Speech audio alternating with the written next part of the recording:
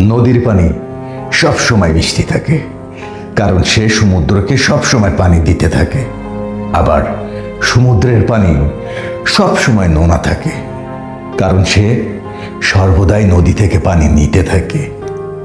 আবার পচা ডোবার পানি সব সময় দেখবেন দুর্গন্ধ পচাই থাকে, কারণ সে আটকা থাকে।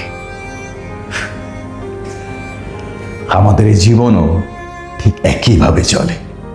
আমরা যখন কাউকে কোনো কিছু দিতে পারি, আমরা অনেক মিষ্টি থাকি। আবার কারোর কাছ থেকে যখন কোনো কিছু নিতে পারি, তখন আমরা অনেক নোনতা হয়ে যাই, তেতো হয়ে যাই। আবার আমরা যখন কাউকে কোনো কিছু দেইও না, নেইও না, তখন আমরা অনেক স্থির হয়ে যাই। এটাই জীবন। আপনি কোনটার মধ্যে পড়েন? দেন, নেন, নাকি স্থির থাকেন? জানান। আর আমার কথার সাথে আপনারা একমত কিনা সেটাও জানান।